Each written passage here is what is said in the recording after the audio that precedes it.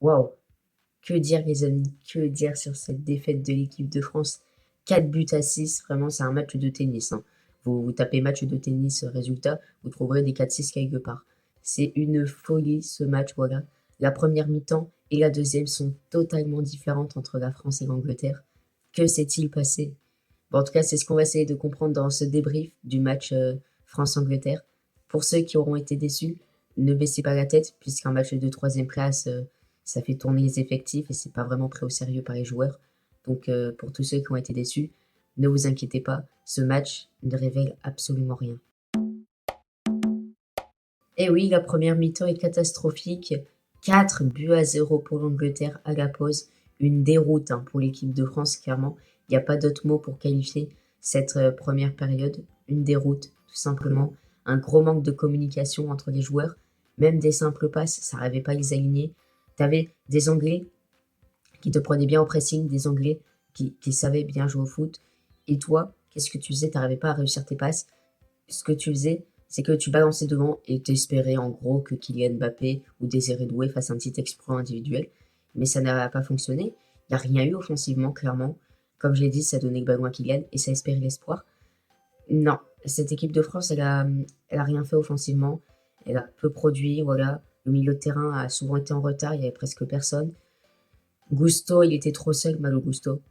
L'ancien Lyonnais fait une excellente première période. Alors, excellente, je sais pas, c'est assez compliqué à dire quand tu te prends 4-0, mais Gusto, c'est vraiment un des seuls joueurs qui a essayé de t'apporter offensivement. Je me souviens, il y a une action où Gusto, il a récupéré le ballon, il est parti tout seul sur le côté droit, il a tapé un de ses sprints exceptionnels.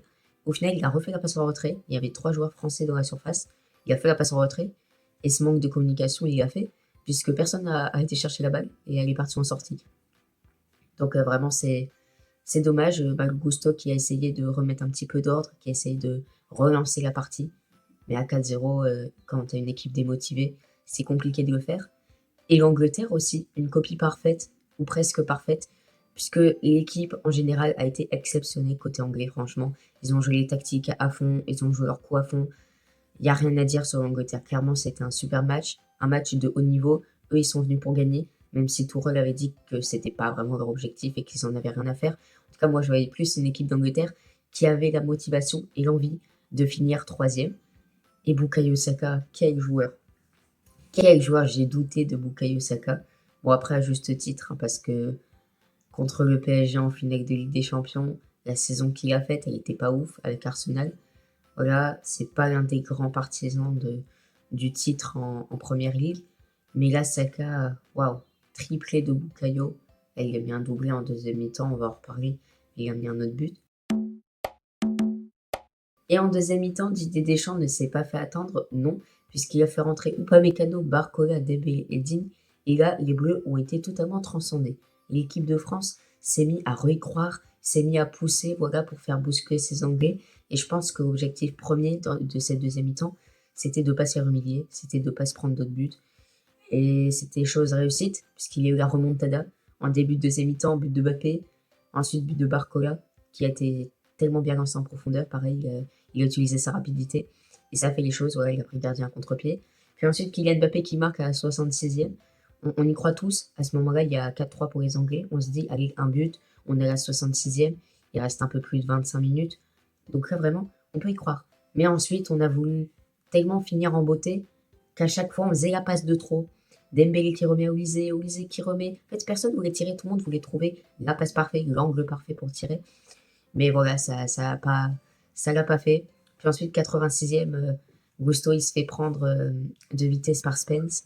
Il a essayé de le rattraper, mais voilà, c'était un penalty pour l'Angleterre. Ensuite, Saka, il le transforme. Voilà, contre-pied parfait. Franchement, j'ai rarement vu un penalty si bien tiré.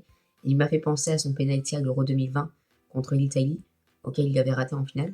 Bah là, c'est clairement quelqu'un qui est transformé sur les penalty. Il n'a pas hésité. Il s'est pas dit, mince, où est-ce que je vais tirer pour pas me faire prendre? Non, il avait une idée en tête et il s'y est tenu. Et ça a marché. Ensuite, on n'y croyait plus trop. Voilà.